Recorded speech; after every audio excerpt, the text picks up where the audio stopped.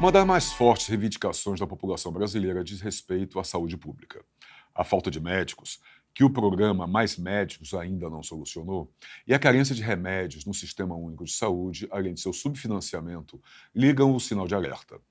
Para se ter uma ideia, por ano, a União, estados e municípios investem perto de 240 bilhões de reais no setor de saúde, para atender 150 milhões de brasileiros. Parece muito, mas não é. A taxa de gasto público com saúde no Brasil é um pouco mais da metade da média mundial, 6,8%, contra 11,7%, segundo os dados da Organização Mundial de Saúde. A isso podemos ainda incluir uma diminuição na cobertura vacinal no país e o retorno de doenças que já considerávamos erradicadas, como o sarampo. Além, é claro, da maior incidência daquilo que muitos chamam de doenças da moda, como depressão e ansiedade. Como fazer para combater todos esses males? Como a saúde pública brasileira deve agir para reverter esse quadro preocupante?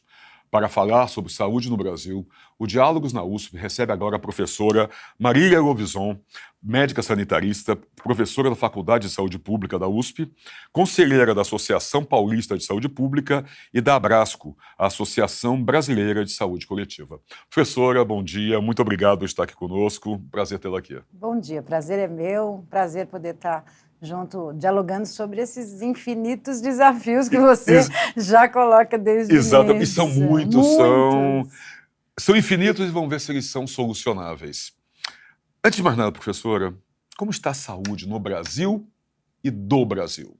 Que situação que nós vivemos hoje? Pois é, muito preocupante, né? Quando você traz de início já um quadro falando dessas questões que aparecem, reaparecem ou nunca deixaram de existir, mostra que uma das principais preocupações do brasileiro hoje é a saúde. Ela aparece nas campanhas, ela aparece em relação aos governos, e a grande questão é o que o Estado brasileiro está conseguindo responder para que a gente possa viver mais e melhor. Sim.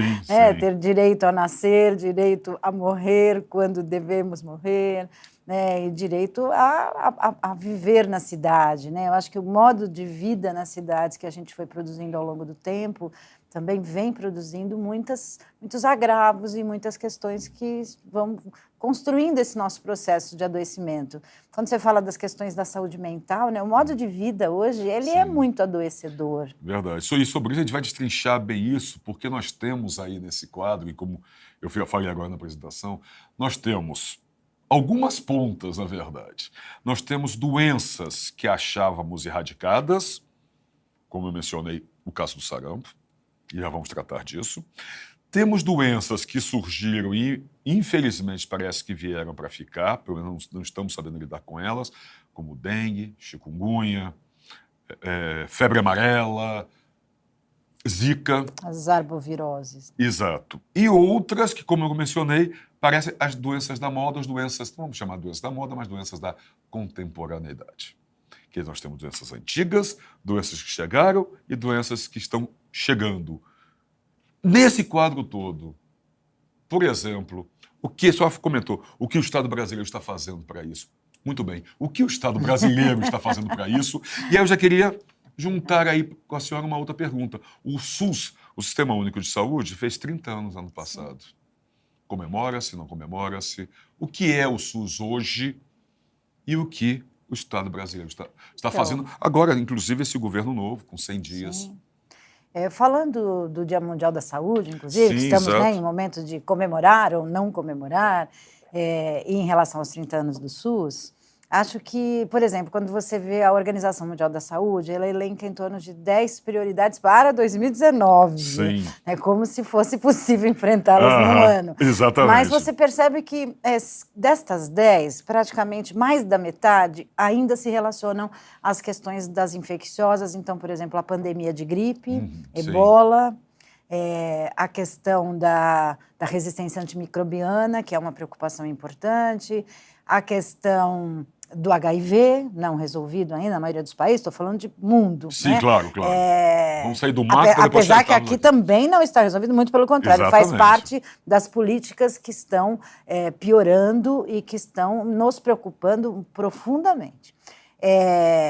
a questão da própria resistência às vacinas, né? Que acho que ela não está absolutamente solitariamente relacionada com a queda da cobertura vacinal, porque também há muita desassistência, há muita baixa de cobertura por falta de acesso e por falta da própria questão da organização do sistema, que está piorando, mas também há uma cultura, né, e uma dificuldade da gente até compreender o que este programa de vacina e toda a sua confusão na cabeça das pessoas, de tantas regras, de tantas coisas, tem o quê, né, e a falta da vacina, foi construindo, inclusive, talvez sim ou não aliado a um movimento global, né, de uma certa resistência às vacinas.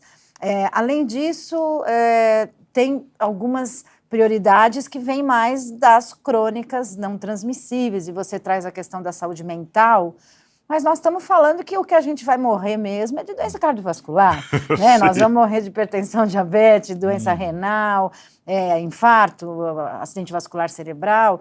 E isso é muito do modo de produção de vida. Isso vai diretamente falar de como é que a gente hoje produz possibilidades de alimentação saudável, como é que as nossas cidades são adequadas para uma atividade física. São adequadas para uma atividade física? Pois é, né? É possível você correr de noite, que é a hora que você chega do trabalho, sim, né? Exatamente. Depois de ter toda a sua apropriação do seu trabalho no limite, que as pessoas hoje também, né, têm toda essa produção do trabalho num volume absolutamente, às vezes, adoecedor, ainda tem que chegar com uma certa obrigação de ser um cidadão obediente, né, e saudável, que vai fazer atividade física e comer saudável e seguro.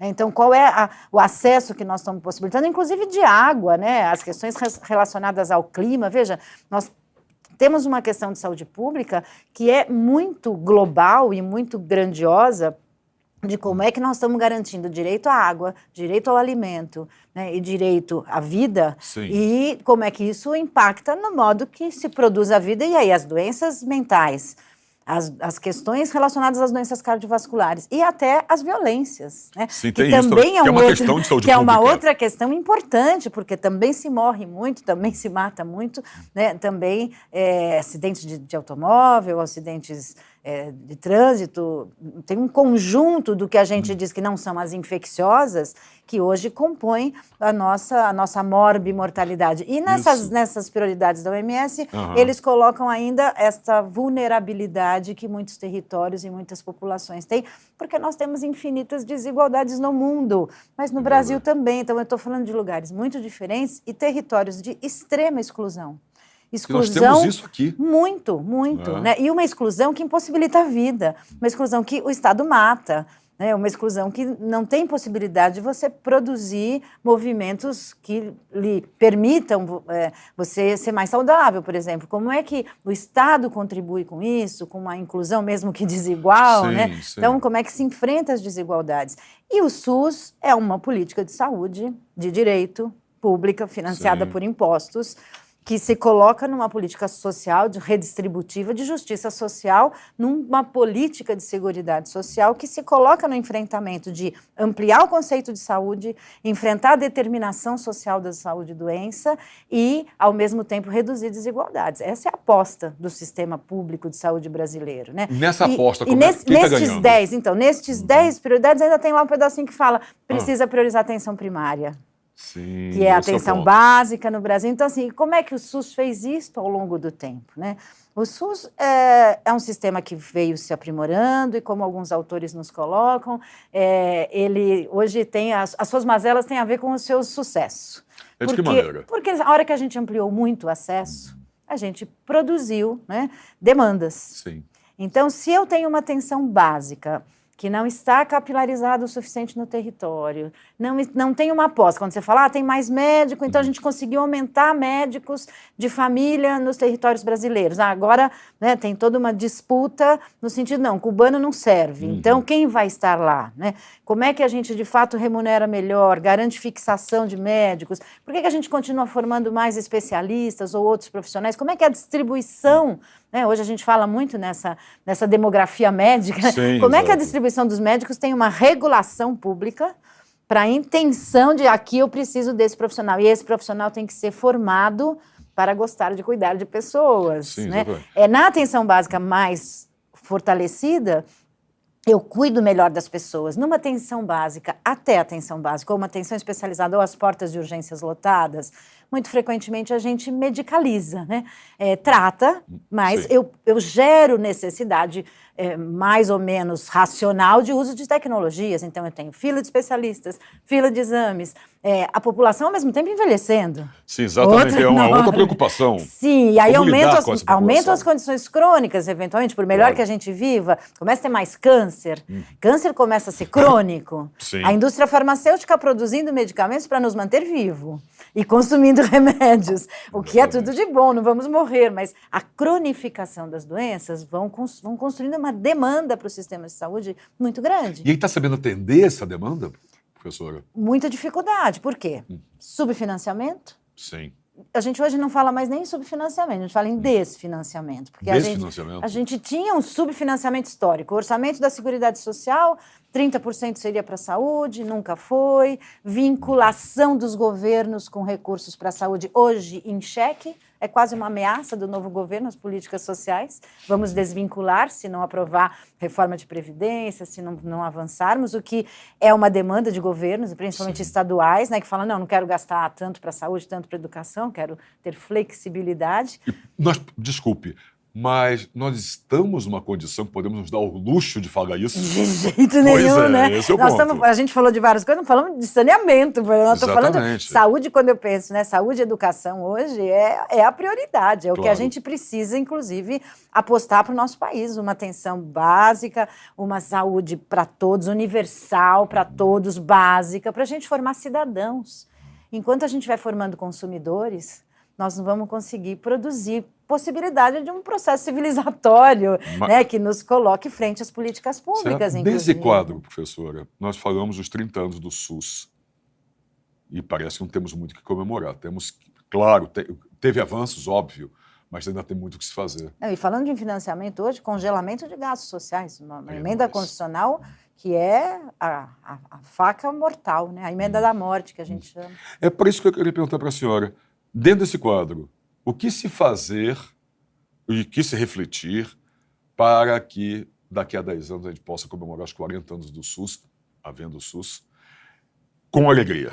O que precisa ser feito que ainda não foi, ou que ainda está muito incipiente e precisa ser agarrado?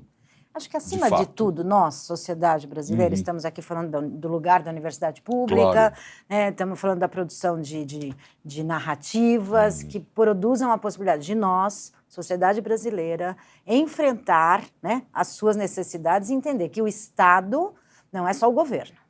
Né? Então, participação... Não podemos só delegar o tempo todo. Pois é, então precisamos participar e precisamos construir uma identidade com o nosso sistema de saúde, entendendo que ele não é só assistência médica, ele não é só... Sim, temos que brigar para ter filas de dignidade nas nossas portas de urgência e emergências, no nosso serviço, mas nós temos que, acima de tudo, usar o sistema público para compreendê-lo e para defendê-lo, porque também no Brasil nós temos um sistema privado bastante predatório em alguns momentos, e se você for fazer uma discussão dos grandes especialistas em sistemas de saúde, há uma tensão no sentido, bom, a relação público-privada precisa ser melhorada, sem dúvida, nós precisamos de indústria, nós precisamos priorizar a indústria nacional, o complexo médico-industrial da saúde é fundamental para eu ter vacina, né? Para eu ter remédio, para eu ter insumos, mas é fundamental que haja uma regulação pública. O Estado brasileiro tem que estar a serviço da sociedade brasileira. E não está? Ou não esteve? Ou nunca esteve? Será que existe um Estado protetor? Pois é. Mas no decorrer do processo histórico, do aumento do próprio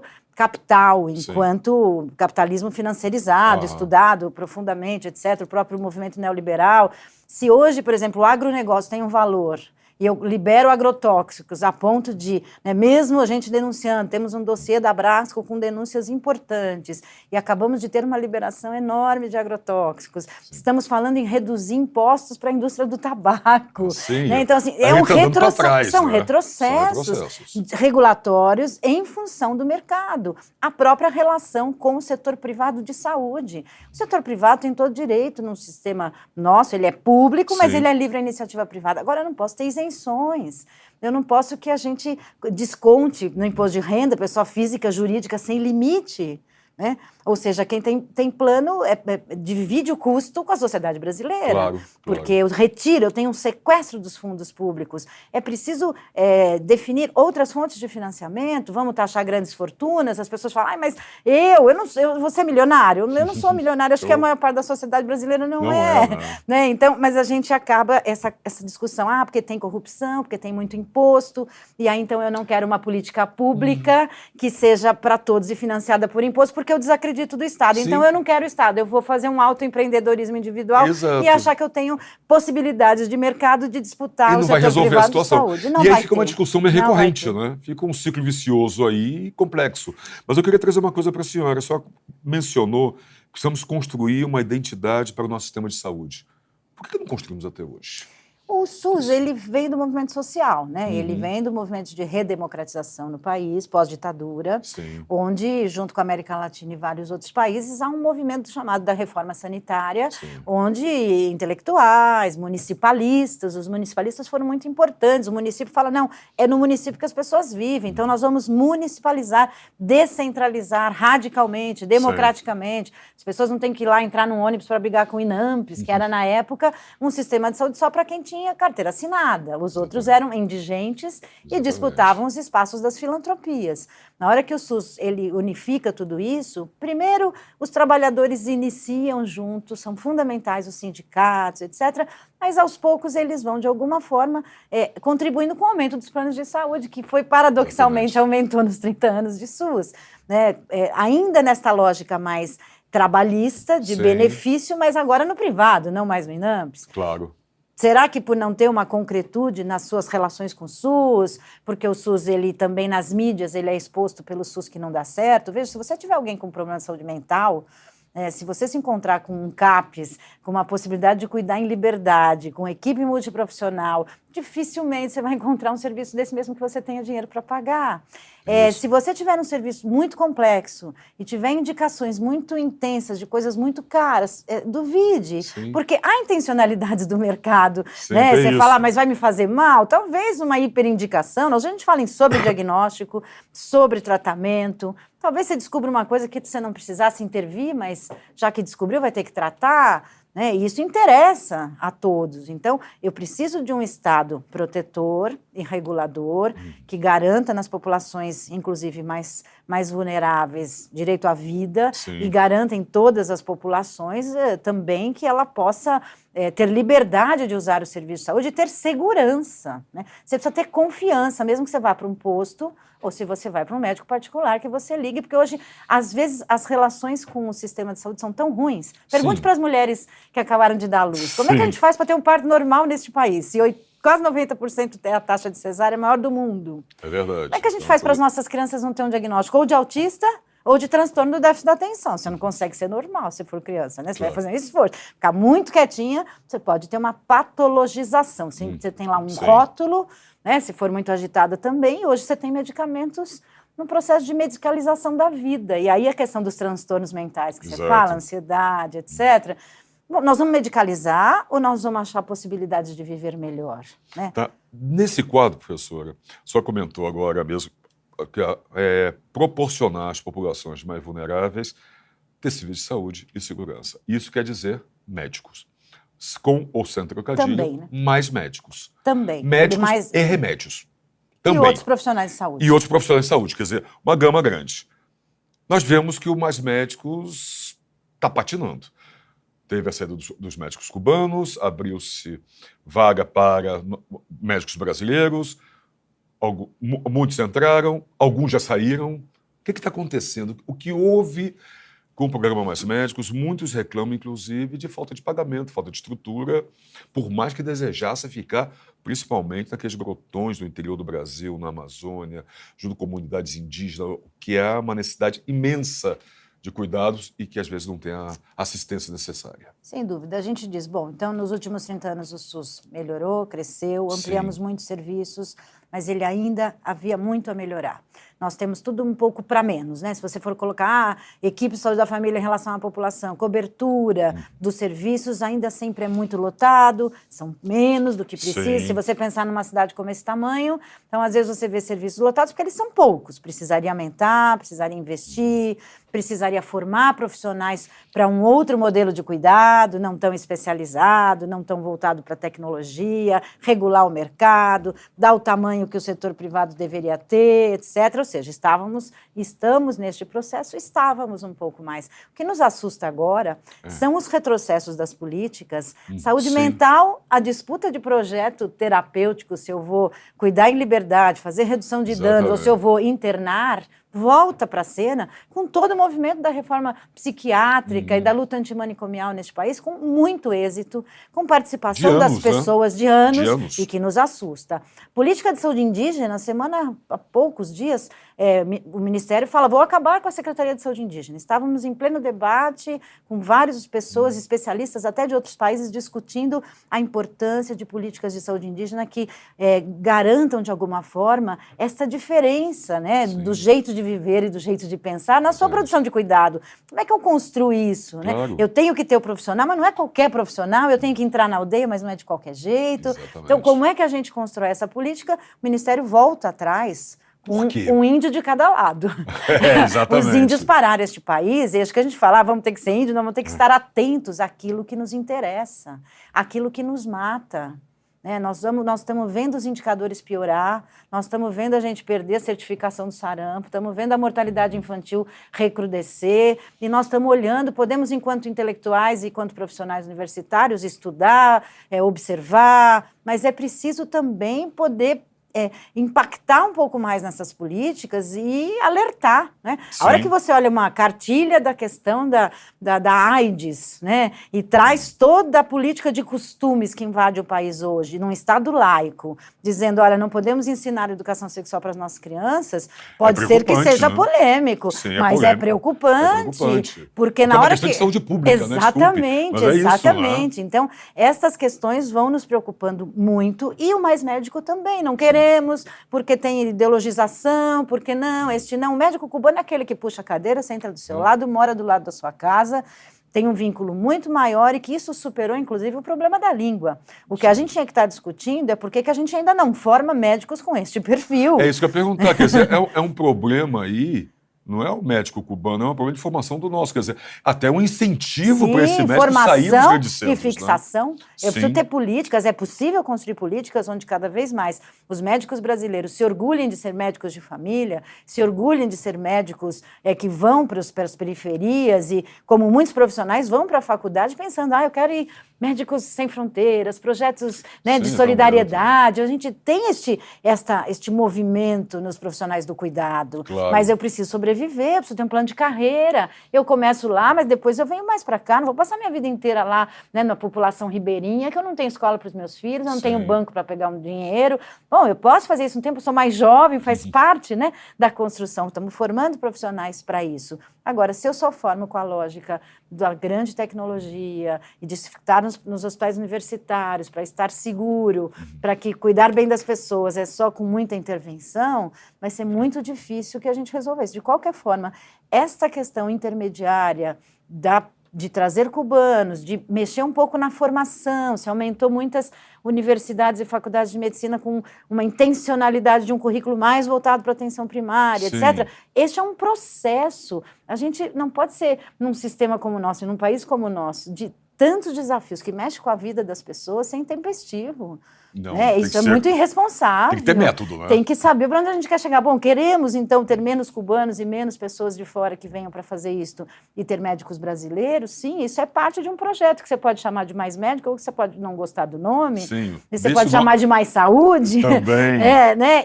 Ou Saúde Melhor. Mas né? Investir na formação, regular a formação, pensar em políticas de fixação, seja em carreiras estatais, seja de outro formato. Fica esta falácia de que ou é isto ou é aquilo, isto eu gosto, isso eu não gosto, mas na realidade a gente está piorando, porque assim, se isto não é bom, eu acabo com isto.